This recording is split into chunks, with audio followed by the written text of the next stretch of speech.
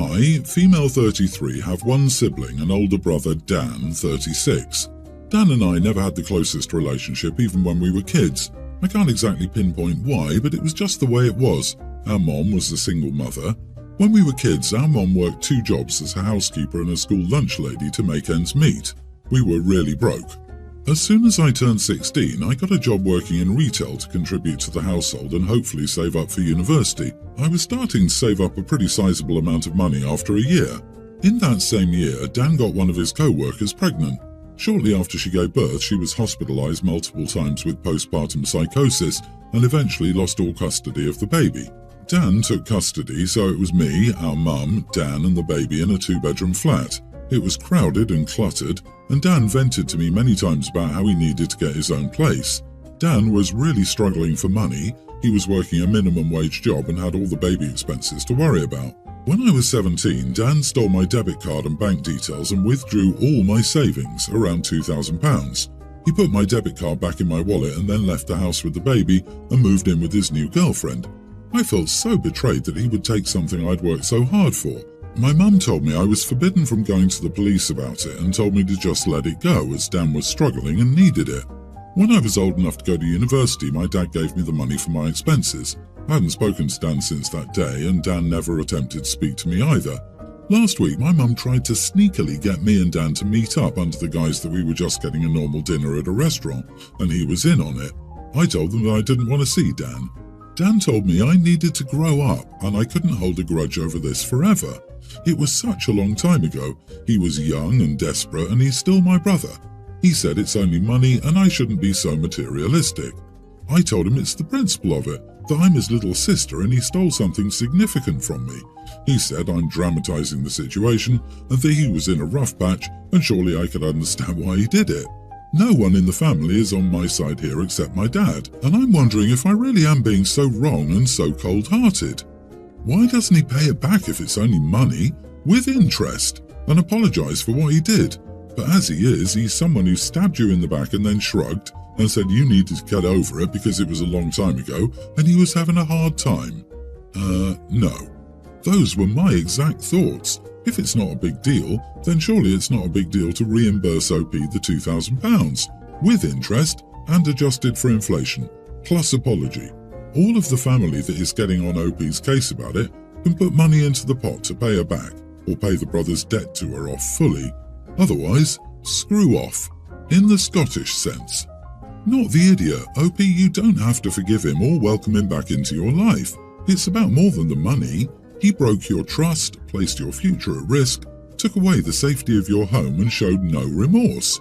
You don't need people like this in your life, especially ones who say it's only money. Money may be at the heart of the issue, but it's so much more than that. Look, it's not just money. He broke your trust. He was an adult with a job, living at his mom's, in a home where everyone worked. Thus, I'm guessing the family wouldn't have let the baby go without. Yet he decided to steal from his little sister so he could go live with his new girl. £2,000. That's a felony theft amount. He'd be a felon if he made a police report and charged him. You aren't cold-hearted. He wasn't at risk of ending up under a bridge with his baby, even if he wanted to make it sound like it. He didn't have a conversation with you and he didn't set a plan to give it back little by little. No, he decided he had a right to your money and to gamble with your future and then told you to get over it. Your mum is also a huge idiot too, for enabling him and taking his side. At this point, you owe them nothing. Backstory. My fiancée and I have been together for about 4 years. She has 2 daughters, tween and teen, with shared custody. It's an odd arrangement. She has them for 6 months each year. In early September, she moved into our house. My daughter Charlie is a younger tween. For the record, up until recently, she's been a fantastic mother figure to Charlie. Our first issue was back in November, as we discussed bedroom arrangements. She felt her eldest should have her own room while living here 6 months out of the year. That would cause Charlie to bunk with her youngest. However, I did not allow it because it would encroach on Charlie and likely cause her to feel alienated in her own home. Last weekend I was called in and worked a 12-hour shift. When I arrived home, Charlie was upset because they went out to eat and left her home. She said when they came back she was handed a bag of takeout and the food was stone cold. I asked my fiancée to elaborate, to which she confirmed taking only her girls out to an early dinner and then took them to play mini-golf, hence why the food was cold. It sat in the car as they played. She kept deflecting to the food, saying she didn't expect her to eat it cold, she could have just warmed it up herself. I kept insisting it was extremely rude to exclude Charlie from the outing. Finally she came back with, "But I brought her food home." She then asked, "Why is it okay for you to go out with just Charlie?" That's different. In the last 30 days that her kids have been here, Charlie and I have only gone grocery shopping or, on one occasion, we took her cat to the vet. That can't even be compared to what she did. We didn't come to any sort of agreement. Friday she was taking her girls to the dentist. On the way out she made the snarky comment, "I hope this doesn't offend Charlie too."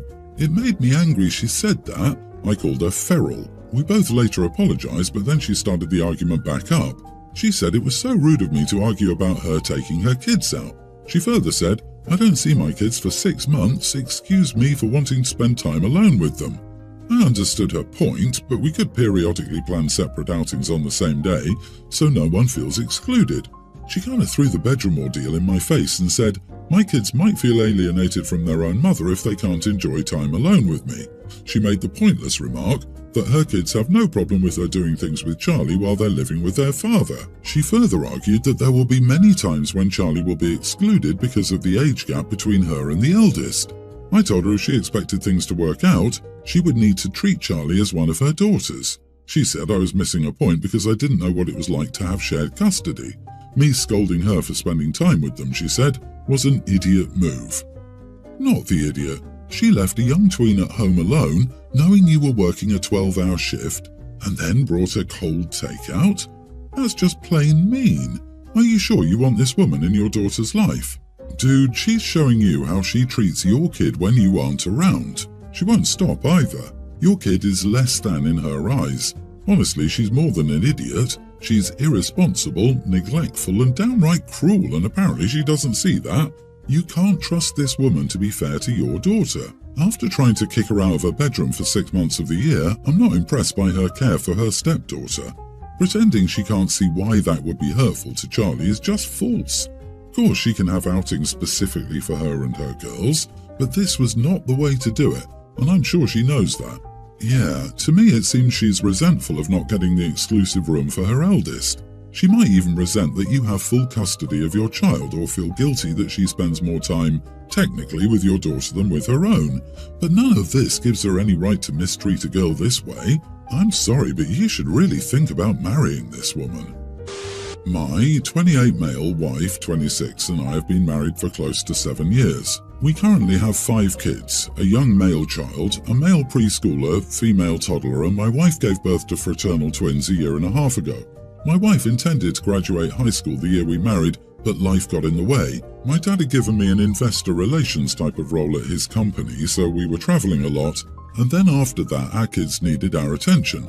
After our twins were born, my wife was bedridden for longer than even the doctors and we expected. Since we had to hire extra hands to do the childcare tasks that involved mobility, my wife had some time on her hands. Her mother told her that her friend who proctors at a testing centre said that they give GED tests every week, at least across the state of Idaho, and that she should dust off her general education knowledge. So she started browsing her laptop and enrolled in a GED prep class online. It seems she was better at self-paced learning than classroom learning because the stuff they were testing her on came way easier to her now than it did then, even though she's been away from structured classroom instruction for many years now. Even after she was back on her feet, she'd be studying for it after she dropped the older two off at their respective schools. I would see what she was studying and it looked pretty rudimentary, and I knew that getting a GED basically meant nothing and that she probably wouldn't be able to apply it to anything career-wise or commit full-time to community college, where I doubt the job prospects for students are that great right now either. So my wife ended up taking the test, and the other day she bounded into the room and said, "Yes, I passed. I knew she would since she was doing well on the practice tests and the GED consistently tests on the same rudimentary topics. So I didn't gripe at her but merely nodded at her and went back to answering an important email from a client. My wife seemed to get upset and I asked her what was wrong. She said I didn't seem that excited and I said that it was great that she passed, but I'd been telling her that it was easy and no big deal, but if she needed something to prove to herself she knew the high school concepts, I guess the money was well spent. Then she got even more upset and said she worked very hard and this was the essential building block of being able to start a career. You are the idiot. You're a major idiot. Your wife is trying to look after 5 children and found the time to get her GED. Why don't you let her go out of town for a week and see how hard it is to look after 5 small children? Would it have killed you to get up, hug her and tell her how proud you are of her? Take her out to dinner one night to celebrate? Wow, I hope this isn't indicative of the respect you give her the rest of the time. Right?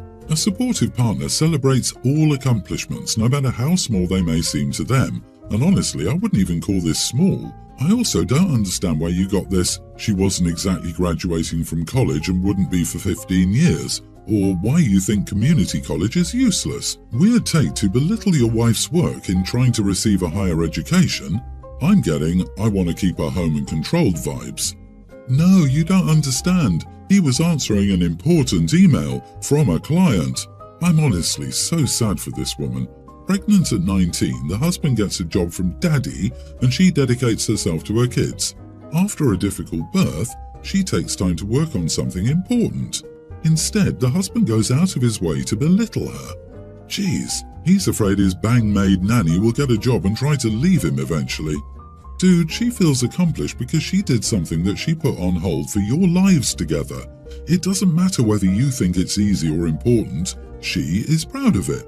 Meanwhile, your daddy handed you a job and you reek of self-importance. Your life got in her way.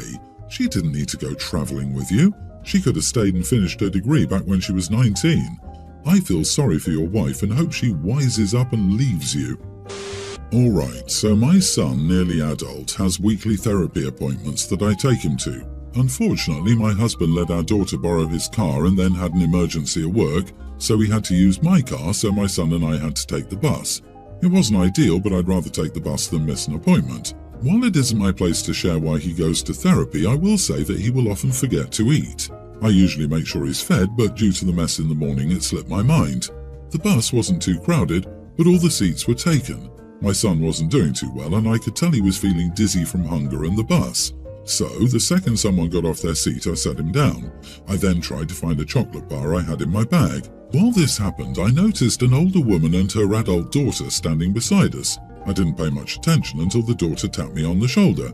She asked if my son could move so that her elderly mother could have a seat. I felt really bad, I really did, but my son wasn't doing great, and standing would make it harder. I had found the chocolate and he was eating it slowly, but if he stood up right then, I can assure you he would have fainted. I apologized to her and explained that my son wasn't feeling well. She rolled her eyes at me and said that she saw him standing earlier and that he's a young, healthy teenage boy. He'll be fine. I apologized once again and told her that he wasn't feeling well and that if he was, then he would have offered her a seat. The daughter told me to look at her mother, and I admit the poor woman looked really tired. But I couldn't. My son had started to lean against me, so I told the woman one last time that I was sorry and to ask someone else.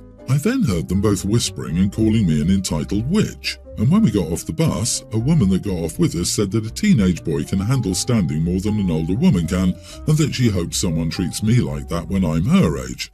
My son was so out of it, I don't think he even noticed or cared. But I can't get this off my mind. Am I the idiot? A totally unrelated woman thought I was wrong with the other two. I wasn't sitting down and I didn't have a seat. Not the idiot, you handled it the same way I would have, politely explaining that your son wasn't feeling well and needed to sit. I'm sure there were many other people they could have asked, and many others could have offered, so I'm not sure why they felt the need to pick on you and your son. Having an invisible illness is the pits for just this very reason. I too get these crashes on occasion and there's no choice to it. If I don't sit down and get something in me, a Gatorade if nothing else, I will pass out. People tend to forget young people can get sick too. Yeah, it's nobody's business what someone's health conditions are and not your responsibility to make someone's life more comfortable at your expense. If your son fainted on the bus, he could have been seriously injured. Keeping him seated was in the best interest of everyone on that bus. Good for you for putting your son first. Growing up, I always wanted a dog, but our apartment complex didn't allow them. Then, thanks to our finances and situations, it didn't quite pan out in adulthood either. Now that we have a bigger house and the kids are older, teen and pre-tween, Wife and I have decided now is the time, so we got the kids a dog for Christmas.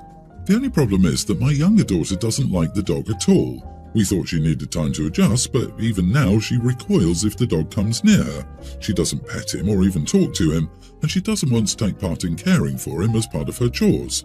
My older daughter is good with walking him because she runs after school anyway, but even she can't get her sister interested in helping to be a dog parent. My younger daughter outright says she wishes the dog would go away. My wife and I had a discussion and decided this won't be an option. Her main complaint is that the dog is too loud and has chewed up her toys. I understand where she's coming from, but the dog is just a puppy, so obviously it will not be doing that forever. We don't want her to be unhappy, but the rest of the family likes the dog, and we're sure she'll get used to it. Am I the idiot? Edit. My older daughter has been sniffly and sick almost since we got the dog, and she's still happy to help out with him. It's a Lab-Rottweiler mix. All four of us split the dog chores, so it's not just her. You are the idiot, but not for keeping the dog.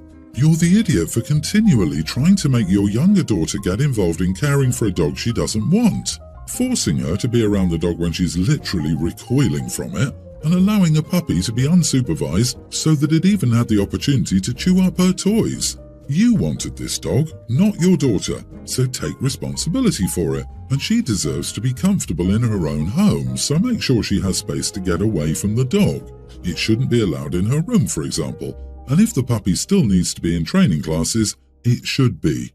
My goodness, a Lab-Rottweiler mix for young children. You all didn't think this through at all, did you? 1. A dog is not a Christmas present. 2. You bought your kids a Christmas present for yourself. 3. You give your kids more chores looking after a dog they never asked for. 4.